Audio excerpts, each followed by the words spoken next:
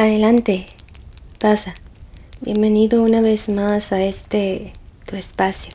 Yo soy Lex y esta ocasión te traigo 4 relatos paranormales que me han hecho llegar y que sin duda te mantendrán con los ojos abiertos esta noche. Prepara palomitas o los snacks y bebida de tu preferencia. Ponte cómodo, apaga las luces y comenzamos. La sombra negra. Cerca de lo que anteriormente era parte de un cementerio que prevalece hasta el día de hoy, se ubica una casa donde vivió mi bisabuela y que posteriormente pasó a otras generaciones de la familia. Se decía que allí asustaban. Había quienes incluso decían ver cosas, pero nada que no se pudiera sobrellevar. Fue durante los años 40 que las personas que vivían en esta zona tenían que desplazarse hasta una iglesia cercana a fin de conseguir agua para el uso diario. Posterior a ello, apenas unas pocas tomas de agua fueron instaladas en algunas de las casas de esa área. Una de ellas se ubicaba en la que había sido la casa de mi bisabuela, y quien al partir la heredó a uno de mis tíos que era un sacerdote y a sus 2 hermanas que nunca se casaron. Ellos fueron los últimos en vivir allí. Varios de los vecinos en la zona que no contaban con una toma acudían a esa casa con el fin de llevar el agua ilícitamente. Pero al acercarse para llenar sus cubetas, una sombra negra se les atravesaba, impidiendo que lo hicieran. Era esta misma sombra lo que podían ver todos aquellos que llegaron a habitar la casa, propiedad que luego sería heredada a mi papá cuando mis tíos partieron de este mundo. Mi papá tenía un taller de calzado y uno de mis hermanos trabajaba con él. Por lo regular, ellos y los demás trabajadores se encontraban en la casa desde la mañana, pero solo hasta el atardecer, ya que querían irse antes de que anocheciera. La razón era que todos ellos coincidían en que sentían como si algo o alguien los observara, y por eso era que nadie quería quedarse solo y menos de noche. Mi hermano con frecuencia era el último en irse, ya que por seguridad revisaba que todo se encontrara apagado y se aseguraba de cerrar antes de retirarse a su casa. La casa, que ahora servía de taller, tenía 30 metros de largo y estaba construida solo desde la entrada hasta la parte media del terreno.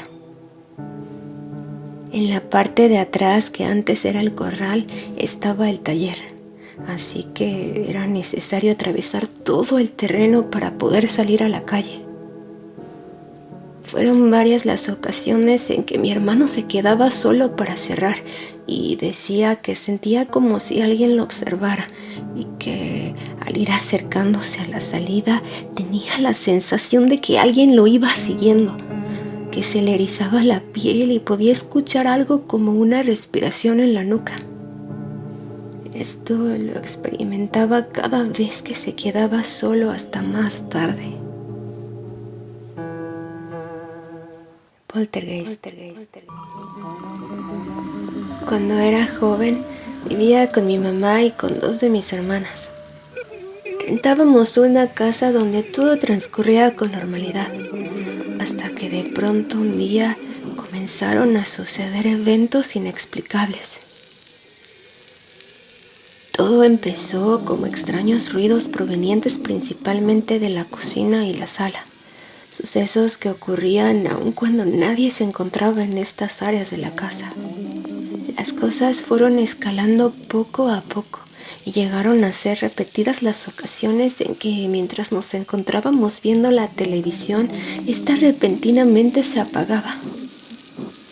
Otras veces era la luz en lugar de la tele lo que se apagaba sin ninguna razón aparente. No pasó mucho tiempo antes de que al encontrarnos viendo la televisión en la sala llegáramos a presenciar con gran asombro el momento justo en que alguno de los asientos vacíos del sillón se hundía.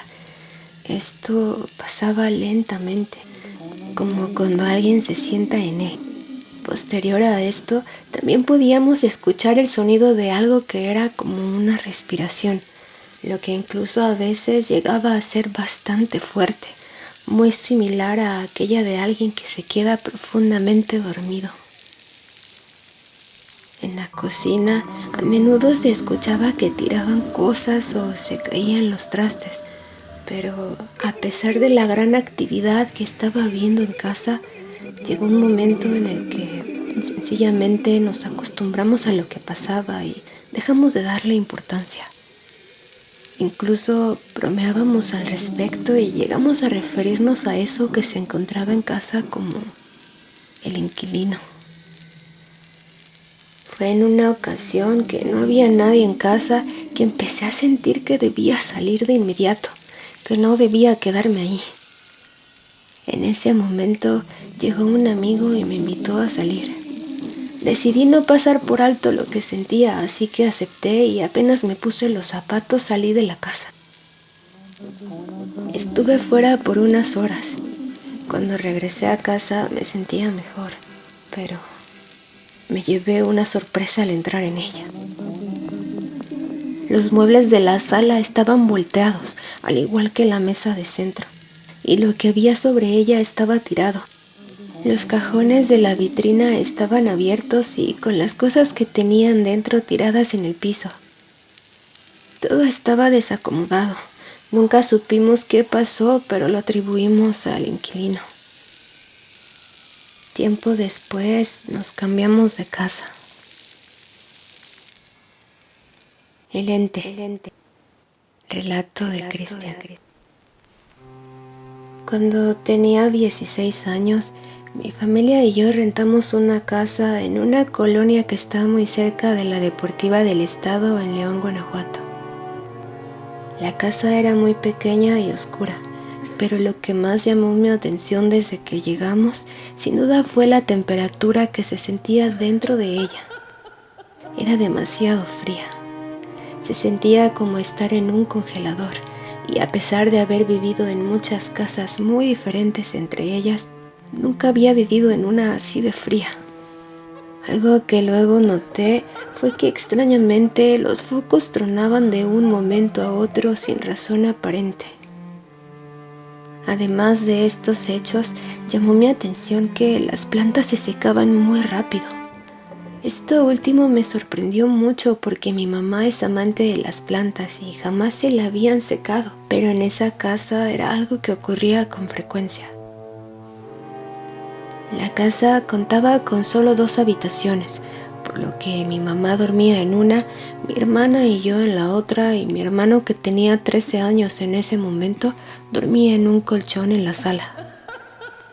Teníamos ya alrededor de 2 meses viviendo allí cuando mi hermano nos empezó a comentar que en las noches veía una niña que se paraba en la cocina y lo observaba. Nosotros, como era obvio, no le creímos.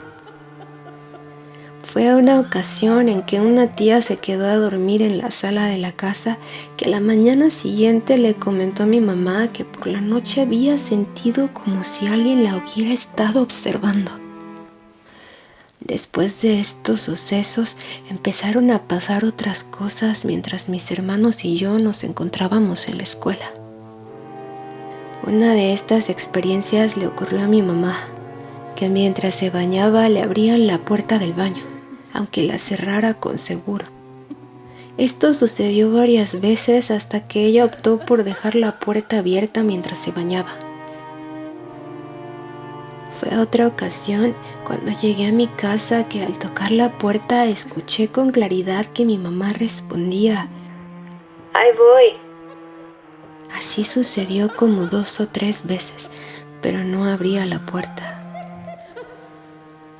En ese momento volteé hacia la calle y fue grande mi sorpresa al verla caminando con mi hermana en dirección hacia mí. Le pregunté quién estaba en la casa y ella me respondió que nadie. Decidí contarle sobre lo que acababa de pasarme y cómo escuchaba que alguien me contestaba desde dentro. En ese momento nos asustamos y pensamos que alguien se había metido a robar, pero cuando abrimos la puerta no había nadie. Fue una noche que ya estábamos todos acostados que pasó lo peor. Yo dormía en la cama de arriba de una litera y las escaleras para subir ahí quedaban a mis pies. Todavía no me dormía cuando de pronto pude sentir como si el colchón se hundiera en donde se encontraban mis pies, como si alguien hubiera subido en la litera. Primero pensé que era mi hermana, pero cuando volteé hacia abajo pude ver sus pies, así que no podía ser ella, pues se encontraba acostada en su cama. Entonces me dije a mí misma que era mi imaginación, pero unos segundos después sentí como si algo se acostara a mis espaldas.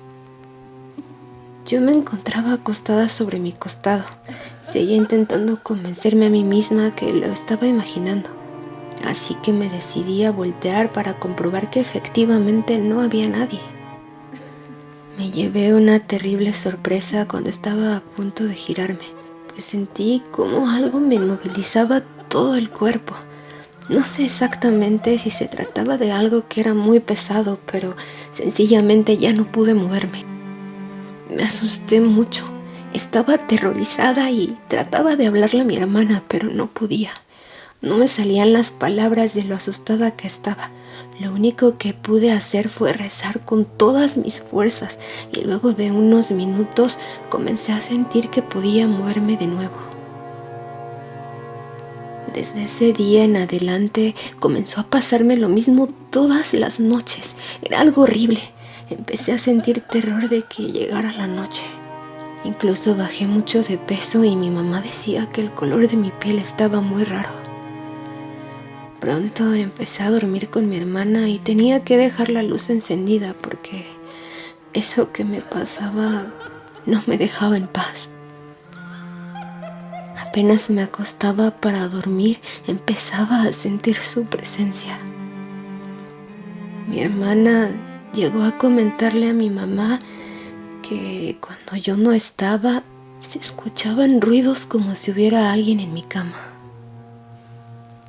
Afortunadamente esto duró solo un mes porque luego nos cambiamos de casa y esta horripilante experiencia se acabó. El consejo de mi abuelo. Fue un día jueves, cuando tenía 10 años, que fuimos a visitar a mis abuelos. Mi mamá le comentó a mi abuelo en aquella ocasión que al día siguiente por la noche iría a San Juan de los Lagos. Mi abuelo iba seguido para allá y nos dijo a sus nietos que cuando llegáramos no aceptáramos cargar maletas de nadie. Le preguntamos por qué, a lo que respondió que se trataba de difuntos que nunca llegaron a la iglesia y que en esas maletas llevaban sus huesos. Al día siguiente mi mamá me dijo que yo iría con ella, pero me negué a hacerlo. Ella me preguntó si se debía a lo que mi abuelo nos había dicho y acto seguido dijo que esas cosas no eran verdad y que él solo quería asustarnos. Mi mamá preparó los refrigerios para comer por la mañana que llegáramos. Entonces salimos para la central de autobuses de Monterrey. Al llegar, nos percatamos que ya no había boletos en taquilla, así que mi papá habló con un conductor para ver si nos daba oportunidad de viajar. Este le dijo que el autobús ya estaba lleno, pero accedió a que subiéramos. Al ir acercándonos a la iglesia nos bajamos y llegamos allí caminando. Mi mamá, para cumplir su manda, se puso de rodillas ya que debía entrar hincada. Íbamos despacio. Yo iba con ella del brazo y en la otra mano llevaba unas cosas. En ese momento se me acercó un hombre ya de edad avanzada y con voz apagada me pidió que le ayudara con su maleta. Le respondí que en verdad no podía porque llevaba a mi mamá y las cosas en la otra mano. Mi mamá, al notar que dejé de caminar, me preguntó qué sucedía. Le respondí que el señor que se encontraba allí me estaba pidiendo ayudarle con su maleta. Ella preguntó cuál y se asomó, pero no lo veía.